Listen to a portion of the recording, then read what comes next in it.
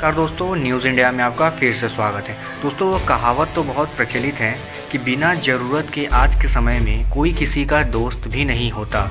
दोस्तों, ये बात बिल्कुल सही है क्योंकि एक समय ऐसा भी था जब भारत की स्पेस एजेंसी इसरो की बुराई दुनिया का हर डेवलप कंट्रीज़ करता था, चाहे वो यूरोपियन हो चाहे अमेरिकन हो। लेकिन आज एक समय ऐसा आ गया है कि हर बड़े से बड़े देश, चाहे वो अपने आप को कितना भी डेवलप और एडवांस समझते हों, वो आज इसरो के सामने हाथ मिलाने को मजबूर है। दरअसल यही कारण है कि ब्राज़ील और ऑस्ट्रेलिया के बाद अब इटली की भी नज़र भारत के इसरो पे है। तो चलिए जानते हैं लेटेस्ट अपडेट क्या आया है इसरो की तरफ से। दरअसल दोस्तों, आपको याद होगा इसी 28 फरवरी को भारत ने जब ब्राज़ीलियन सैटेलाइट को PSLV-C51 से लॉन्च किया था, जिसका वेट लगभग 637 केजी का था, तो उस समय ब्राज़ील के भी साइंस मिनिस्टर जो थे वो भारत में ही थे, यानी सतीश धवन स्पेस सेंटर पे ही थे। और उन्होंने भारत के एफर्ट और भारत की कोशिशों को देखने के बाद भारत की बहुत तारीफ़ की थी। और उन्होंने इतना कहा था कि भारत का जो इसरो है वो सस्ती और अच्छी चीज़ें बनाने के लिए दुनिया में सबसे बेस्ट संस्था है।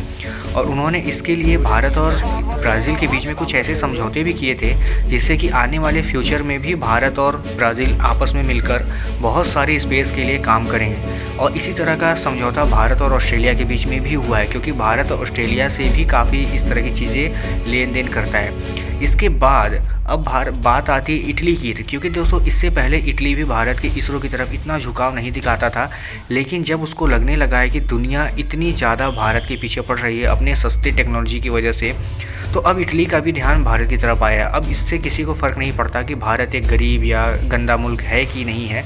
लेकिन अब न्यूज़ ये निकल के आ रही है कि भारत और इटली के बीच में जब ये PSLV-C51 लॉन्च हुआ तो उसके बाद भारत और इटली के बीच में भी एक बाइलैटरल मीटिंग हुई, जिसमें इटालियन स्पेस एजेंसी यानी कि ASI के हेड और भारत के K-7 यानी कि इसरो के हेड आपस में एक मीटिंग करते हैं। और उन्होंने कई सारे मुद्दों पर डिस्कस किया और उसके बाद उन्होंने निष्कर्ष भी निकाला कि भारत और इटली आने वाले फ्यूचर में एक दूसरे के साथ मिलकर काफ़ी काम करेंगे, क्योंकि दोनों देशों को ऐसा लग रहा है, खासकर इटली को भी, कि भारत के साथ काम करने में उसको भी काफ़ी फ़ायदे हैं। दरअसल बता दें कि भारत और इटली के बीच में जो समझौते हुए हैं वो लगभग कुछ अर्थ ऑब्जर्वेशन और स्पेस साइंस, रोबोटिक और ह्यूमन एक्सप्लोरेशन को लेकर हुए हैं, क्योंकि इटली भी चाहता है भारत के साथ मिलकर इस तरह के काम को अंजाम देना। अब आपको बता दें दोस्तों कि जैसा कि ब्राज़ील की तरफ से भारत को रिक्वेस्ट आई थी कि ब्राज़ील की मदद भारत करे, उसी हिसाब से इटली भी चाहता है कि भारत इटली की मदद करे, खासकर इन सब मामलों में,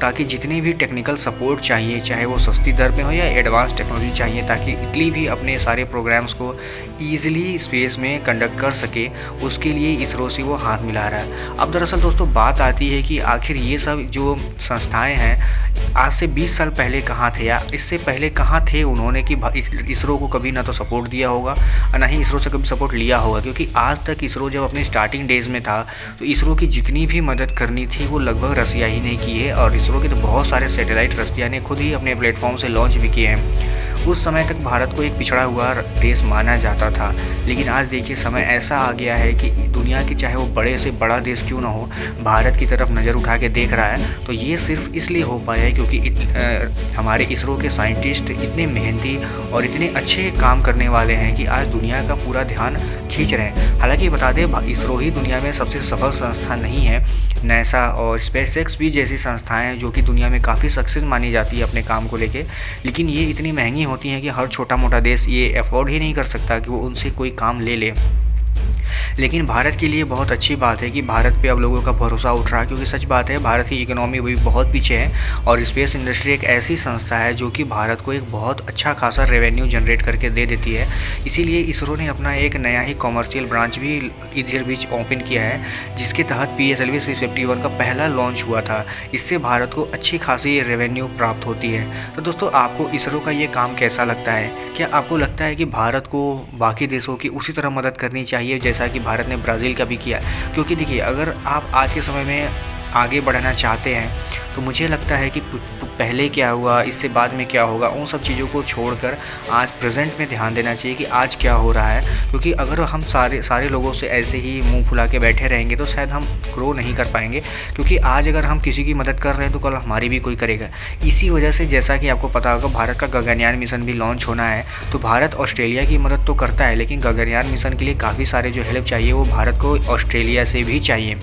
तो इसलिए मुझे लगता है कि अब जो हो गया सो हो गया, लेकिन आने वाले फ्यूचर में हमें आगे के बारे में सोचना है। और इसरो को चाहिए कि आगे भी ऐसे ही सारे छोटे मोटे देशों की मदद करे ताकि वो भी डेवलप हो सकें।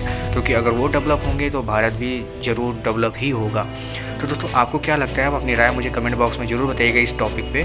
और आप हमारे चैनल पर अगर पहली बार आ रहे हैं तो हमारे चैनल को सब्सक्राइब कर लीजिएगा, क्योंकि हम इंडियन डिफेंस और इंडियन स्पेस साइंस से रिलेटेड वीडियोस रोज़ लाते रहते हैं। तो चलिए, कल मिलते हैं किसी और वीडियो में किसी और टॉपिक के साथ। तब तक धन्यवाद।